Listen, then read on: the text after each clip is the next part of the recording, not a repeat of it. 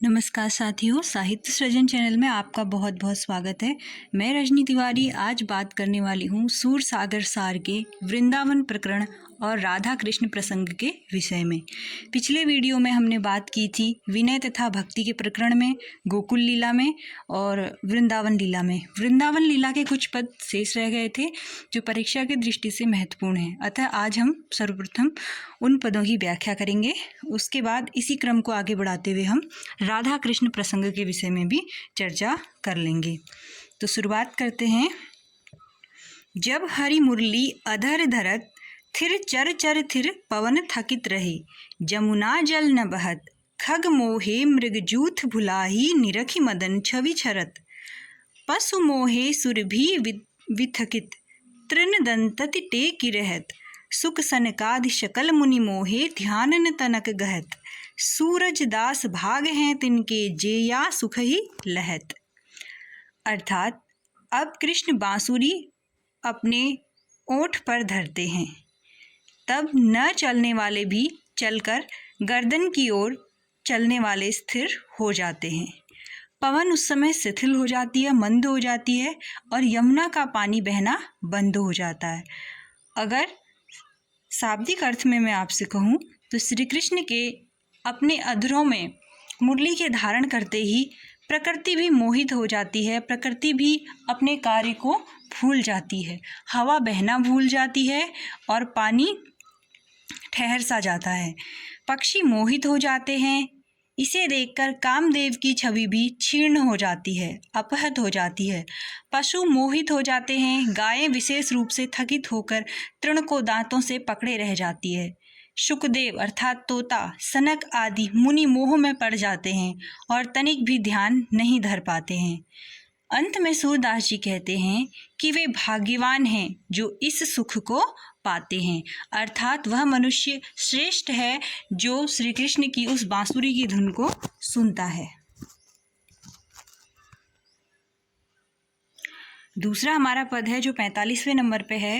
मुरली कीसरी कौन करे, नंद नंदन त्रिभुवनपति, नागर सोजो बश्य करे, जब ही जब मन आवत तब तब अधरनि पान करे, रहत श्याम आधीन सदाई, आयुष तिन्हि करे, ऐसी भई मोहनी माई, मोहन मोह करे, सुनहु सूर याके गुण ऐसे, ऐसी करनी करे।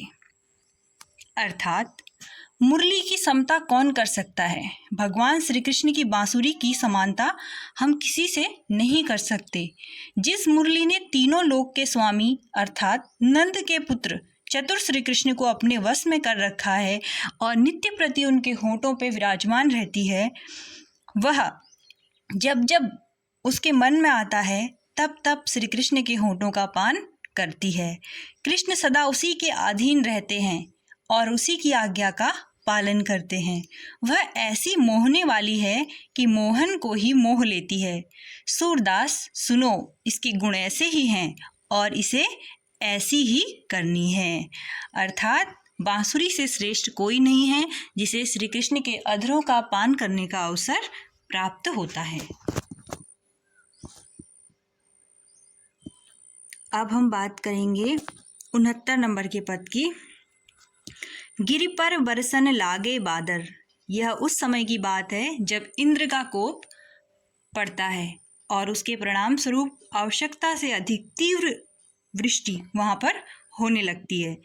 गिरि पर वर्षन लागे बादर, मेघवर्त जलवर्त सैनि जल आए ले ले आदर, सलिल अखंड धार धर टूटत किए इंद्र मन सादर, मेघ परस्पर यहे कहत हैं धोई करहु गिरि खादर, देखि देखि डरपत ब्रजवासी अति भये मन कादर, यहे कहत ब्रज कौन उबारे सुरपति किए निरादर, सूर श्याम देखे गिरि अपने मेघिन कीन्हु दादर, देव आपनो नहीं समारत करत इंद्र सो ठादर।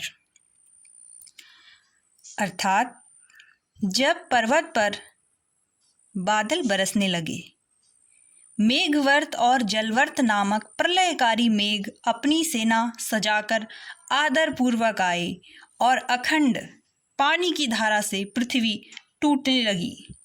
इससे बादलों ने आदर पूर्वक इंद्र के मन की बात पूरी की। अर्थात वे बादल इंद्र के कहने पर ही वहां बरसने आए थे।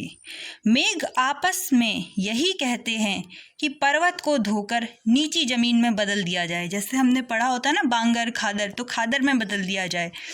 देख देख कर ब्रज के निवासी डरने लगे और मन ही मन अधीर हो गए, यानी उनके धैर्य ने जवाब दे दिया और उन्हें यह समझ में आने लगा कि निश्चित रूप से इस प्रलय में वह जीवित नहीं रह पाएंगे।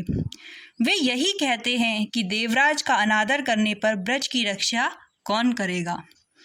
सूरदास कहते हैं कि कृष्ण अपने गिरि को देखें, बादलों ने निर्णय कर लिया है, तुम लोग अपने देवता को नहीं संभालते और इंद्र से झगड़ा करते हो। यानी बादलों ने ये कहा कि यह सब नतीजा किसका है कि तुमने अपने ईश्वर यानी इंद्र का पूजा करना बंद कर दिया है।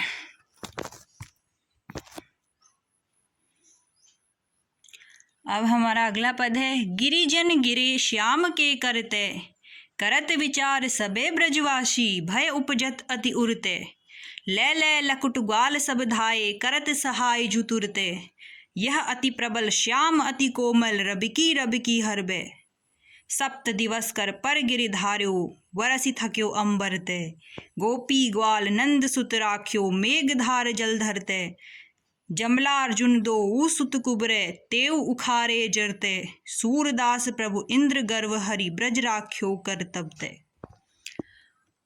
पर्वत कृष्ण के हाथ से गिर न जाए, सभी ब्रजवासी ऐसा विचार करते हुए हृदय में अत्यधिक उनके भय पैदा हो रहा है। यानी जब श्री कृष्ण के कहने पर वे सभी लोग पर्वत के नीचे आ जाते हैं और श्री कृष्ण अपनी उंगली से उस पर्वत को, गोवर्धन पर्वत को धारण कर लेते हैं, तो सारे के सारे गोकुलवासी, सारे ग्वाल बाल गैयाएँ सब वहीं उसके नीचे हैं और सबके मन में कहीं ना कहीं यह भय व्याप्त है कि सुकुमार श्री कृष्ण, जो छोटे से कोमल अंगी श्री कृष्ण हैं, उनके हाथ से कहीं यह पर्वत छूट न जाए। लाठी से लेकर सभी ग्वाल दौड़े और तुरंत सहायता करने लगे। यह पर्वत अत्यंत प्रबल है और कृष्ण अत्यंत कोमल है। हड़बड़ में यह कपता है। 7 दिन तक पर्वत को कृष्ण ने अपने हाथ पर रखा।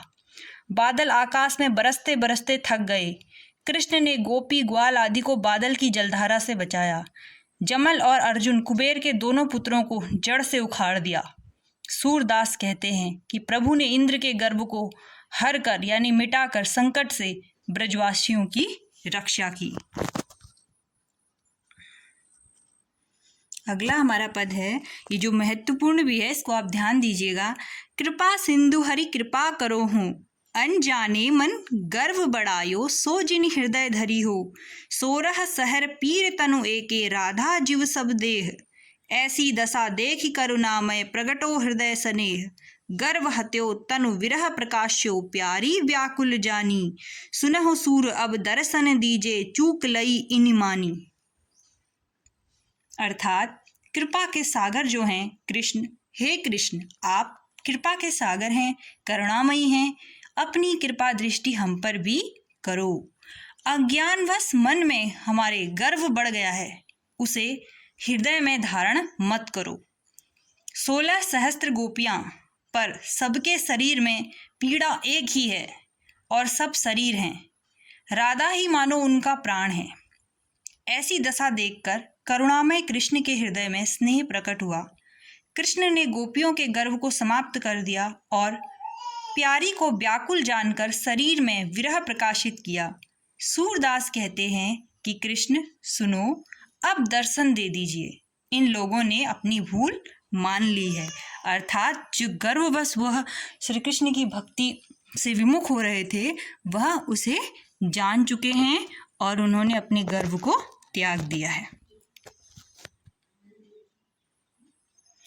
इसके बाद हमारा पद है 108वां पद है ये, सुनहु महरी तेरो लाडलो, अति करत अचगरी, जमुन भरन जल गई हम गई, तहाँ रोकत डगरी, सिरते नीर ढराई दे फोरी सब गगरी, गेडुरी दई फटकारी के हरि करत जू लंगरी, नित प्रति ऐसो ढंग करे हमसो कहे धगरी, अब बस बास बने नहीं इही तुम ब्रजनगरी, आप गयो चढ़ी कदम पर चितवन रही सगरी, सूर श्याम ऐसो ही सदा हमसो करे झगरी।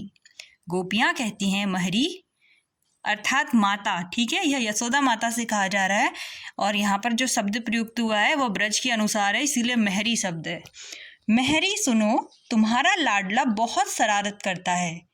हम यमुना में जल भरने गई थी, वहाँ इसने हमारी राह रोकी, अर्थात हमारा रास्ता रोक लिया। सिर से पानी ढुलकाकर सारे घड़े फोड़ डाले और इस प्रकार यह निरंतर शरारत करता रहता है और नित्य प्रति ऐसा ही ढंग अपनाते हैं हम। तुम्हारी इस ब्रज नगरी में अब हमारा रहना बसना नहीं हो सकता। यानी कृष्ण की बढ़ती शैतानियों के कारण गोपियां खिन्न होकर यह शिकायत माता यशोदा से करती हैं। स्वयं कदम्ब पर चढ़ गए। यह सब देखने के लिए कृष्ण ने क्या किया, वह एक कदम्ब के ऊंचे पेड़ में चढ़ गए और यह सब क्या करते हैं, देखते हैं। तो सूरदास जी कहते हैं कि गोपियों से श्री कृष्ण कहते हैं कि हम इसी तरह प्रेम पूर्वक झगड़ा करते रहेंगे। इसके बाद का जो पद है, इसमें श्री कृष्ण अधीर होकर एक सवाल अपनी माता से पूछते हैं। वह यह है, को माता को पिता हमारे, कब जन्मत हमको तुम देखियो हंसियत वचन तुम्हारे। कब माखन चोरी करी खायो, कब बांधे महतारी। दुहत कौन गया चारत, बात कही यह भारी। तुम जानत मोहि नंद ढुढोना, नंद कहाँ ते आए। मैं पूरन अविगत अविनाशी, माया सब गुण भुलाए। यह सुनि ग्वाल सबे मुस्क्यानी, ऐसे गुण हो जानत। सूर श्याम जो निर्दय सभी, मात पिता नहीं मानत। कृष्ण कहते हैं, मेरी कौन माता है और कौन पिता है, हमको कब जन्मते किसी ने देखा। तुम्हारी बातों पर हमें हंसी आती है। कब माखन चुरा कर खाया, कब माता ने हमें बांधा, किसकी गाय मैं दूहता और चराता हूँ। तुमने यह बड़ी बात कही, तुम मुझे नंद का पुत्र समझती हो, लेकिन नंद कहाँ से आए। मैं पूर्ण अविगत अविनाशी हूँ, माया से सभी परे हूँ। यह सुनकर सभी ग्वाली ने मुस्कुराई। ऐसे गुणों को हम जानती हैं। सूरदास कहते हैं कि गोपियां कहती हैं, जो सबका निरादर करता है तथा माता पिता को नहीं मानता, ऐसी तुम्हें जानती हूँ। यानी गोपियां यह आरोप लगाती हैं कि तुम किसी का कहना नहीं मानते हो।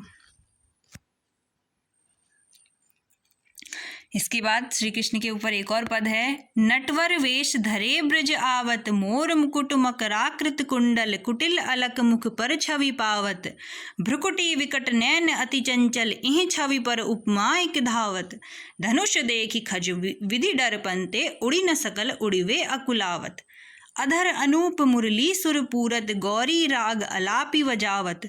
सुरभि वृंद गोप ग्वाल संग गावत, अति आनंद बढ़ावत। कनक मेखला कटि पीतांबर, निर्तत मंद मंद सुरि गावत।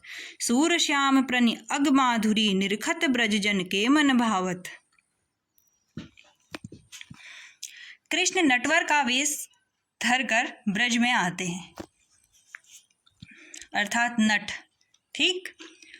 सिर पर जो करतब दिखाता है उसको कहा जाता है नट अथवा नटवर। सिर पर मोर का मुकुट, कान में मकर के आकार का कुंडल, घुंघराले बाल मुंह पर शोभा पाते हैं। उनकी भौं विकट और वक्र अर्थात टेढ़ी है, नेत्र चंचल हैं। इस पर एक उपमा मन में आती है, जैसे धनुष को देखकर खंजन का एक जोड़ा डर कर उड़ना चाहता हो, पर उड़ न पाने से आकुल हो। होंठ अनुपम और मुरली के स्वर से पूर्ण हैं तथा गौरी राग को अलाप कर बजाते हैं। गायों तथा गोप बालकों के साथ गाते हुए वे अत्यधिक आनंद बढ़ाते हैं। कमर में सोने की करधनी और पीताम्बर शोभित है। नाचते हुए मंद मंद सुर से गाते हैं। सूरदास जी कहते हैं कि कृष्ण के प्रत्येक अंग की मधुरता को देखकर ब्रज के लोगों का मन भा जाता है।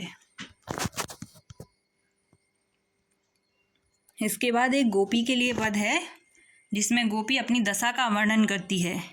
नैन न मेरे हाथ रहे, देखत दरस श्याम सुंदर को, जल की ढरती बहे। वह नीचे को धावत आतुर, वैसे ही नैन भये।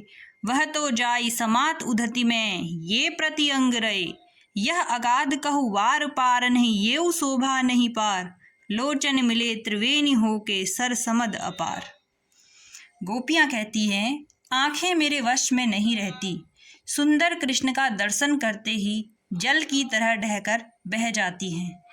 वह जल नीचे की ओर आतुर होकर दौड़ता है, वैसे ही नेत्र भी हो गए हैं।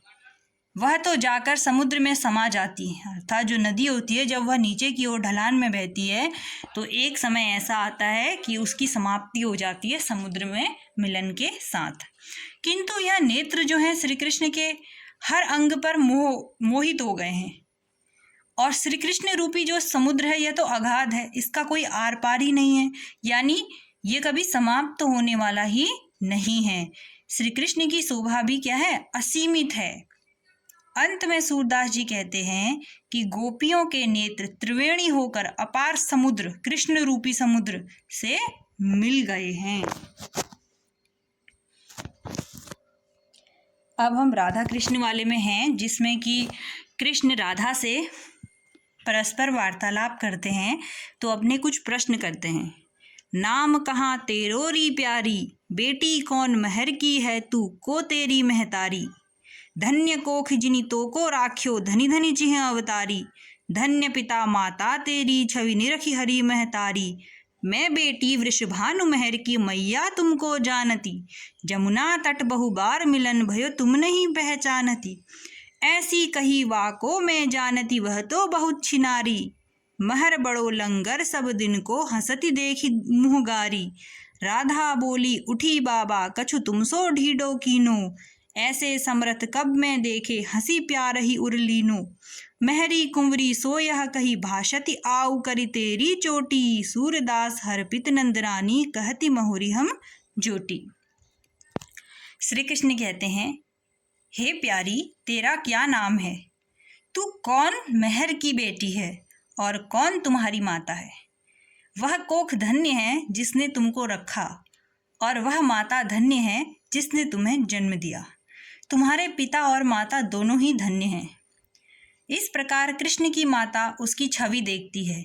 अतः राधा उत्तर देती है, मैं वृषभानु की पुत्री हूँ, माता तुमको जानती है। यमुना के तट पर बहुत बार मिलना हुआ है, क्या तुम नहीं पहचानती हो। ऐसा कहो, उसको मैं जानती हूँ, वह तो बहुत उल्टा है। महर वृषभानु भी सब दिन के बड़े धृष्ट हैं। इस प्रकार यशोदा हंसती और मुंह से गाली देती है। राधा इस पर बोल उठी कि बाबा ने क्या तुमसे कोई धृष्टता की है। अर्थात राधा को अच्छा नहीं लगता है जब मजाकिया लहजे में यशोदा उनके पिता को गालियां देती है। तो राधा प्रश्न पूछती है कि क्या बाबा ने तुम्हारे साथ कभी कोई धृष्टता की। इस पर यशोदा ने कहा, ऐसे समर्थ उनको मैंने कब देखा, अर्थात उनमें इतना साहस कहाँ। फिर हंसकर प्यारी राधा को हृदय से लगा लेती है और यशोदा कुंवरी राधा से यह कहती है, आओ तुम्हारी चोटी करूं। सूरदास कहते हैं कि नंदरानी प्रसन्न होती है और कहती है कि महरी और हम जोड़ी हैं, अर्थात तुम्हारी माता और मैं क्या है, सखी हैं, सहेली हैं। इसीलिए मैं इस मजाकिया लहजे से यह बात कह रही हूँ। खेलत हरि निकसे ब्रज खोरी, कटी कछनी पीताम्बर बादे, हाथ लिए भोरा चकडोरी। मोर मुकुट कुंडल श्रवणनि वर, दसन दमक दामिनी छवि छोरी। गए श्याम रवि तनिया के तट, अंग लसत चंदन की खोरी। औचक ही देखी तहाँ राधा, नैन विशाल भाल दिए रोरी। नील बसंत फरिया कटि पहिने, बैनी पीठ रुलती झकझोरी। संग लड़किन चली इति आवत, दिन थोरी अति छवि तन गोरी। शूर श्याम देखत ही रीझे, नैन नैन मिली परी ठगोरी। खेलते हुए एक दिन क्या होता है कि श्री कृष्ण ब्रज की सकरी गली में जा रहे होते हैं। कमर में कछनी और पीताम्बर बांधे हुए, हाथ में एक लट्टू होता है और लट्टू की डोरी होती है जिसे वह घुमा रहे होते हैं। उनके मस्तक पर मोर का मुकुट है और कानों में श्रेष्ठ कुंडल हैं और दांतों की चमक ऐसी लग रही है मानो बिजली भी अपनी चमकता को फीका महसूस करे। कृष्ण यमुना के तट पर गए, उनके अंग में चंदन की लेप शोभित है। उन्होंने देखा अचानक वहां पर कौन खड़ी है, राधा है, जिसके बड़े बड़े नेत्र हैं और मस्तक पर तिलक लगा हुआ है, जिसने नीला वस्त्र पहना है और कमर में घाघरी पहनी है, जिसके पीठ पर झकझोरती हुई चोटी हिलती डुलती है। वह लड़कियों के साथ इधर ही चली आती है। वह थोड़े दिन यानी कम उम्र की होते हुए भी बहुत सुंदर लग रही है। सूरदास कहते हैं कि कृष्ण उसे देखकर रीझ गए, अर्थात नेत्र से नेत्र मिलते ही जादू का असर हुआ।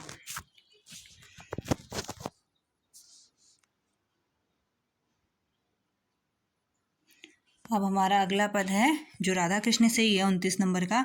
सुनहु सखी राधा की बातें, मोसो कहित श्याम है कैसे, ऐसी मिल्ली घातें, की गोरे की कारे हरि की, जोबन की भोरे, की इह गाऊ बसत की अनहत ही, दिननि बहुत की थोरे, की तू कहती बात हंसी मोसो, की बूझती सती भाऊ, सपने हूँ उनको नहीं देखे, वाके सुनहु उपाऊ, मोसो कही कौन तोषी प्रिय, तोसो बात दुरे हो, सूर कही राधा मो आगे, कैसे मुख दरसो हो।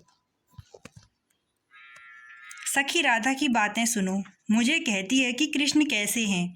इस प्रकार कपटपूर्ण बातें बताती है कि कृष्ण गोरे हैं अथवा काले युवक हैं, या किशोर हैं या भोले हैं, वह इस गांव में बसते हैं या दूसरी जगह, बहुत दिनों के यहाँ पर रहते हैं या थोड़े ही दिनों से यहाँ रहते हैं। तो मुझसे हंसी की बात कहती हो कि सच्चे भाव से पूछती हो।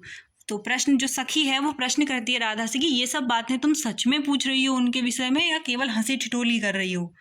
स्वप्न में भी मैंने उनको नहीं देखा। तब राधा कहती है कि सच्चे भाव से पूछ रही हूँ, स्वप्न में भी मैंने उनको नहीं देखा। उसके यानी राधा के बहाने बनाने के उपाय को सुनो।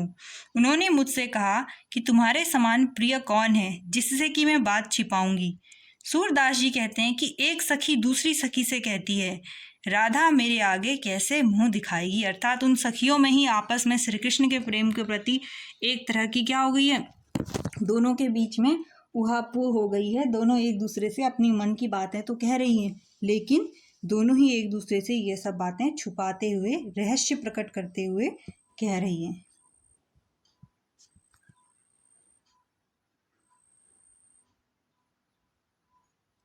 जमुना जल विहरति ब्रज नारी, तट ठाड़े देखत नंद नंदन, मधुरी मुरली कर धारी, मोर मुकुट श्रवणनि मणि कुंडल, जलज माल उर भाजत, सुंदर सुभग श्याम तन नवघन, विचवग पाति विराजत, उर्वन माल सुमन बहु भांति, सेत लाल सित पीत, मनहु सुरसरि तट बैठे, सुख वरन वरन तज भीत, पीतांबर कटि तट क्षुद्रावली, वाजति परम रसाल, सूरदास मनु कनक भूमि डिग, बोलत रुचिर मराल। यमुना के जल में ब्रज की स्त्रियां जो हैं वह विहार कर रही हैं। तट पर खड़े कृष्ण हाथ में मधुर मुरली लिए हुए देखते हैं, जिनके सिर पर क्रमशः वही चीजें, मोर मुकुट, कानों में मणि का कुंडल और वक्षस्थल पर मोती की माला सुशोभित है। माला ऐसे सुशोभित हो रही है जैसे सुंदर और सुभग कृष्ण के शरीर रूपी नए बादल के बीच बगुलों की पंक्ति शोभित होती है।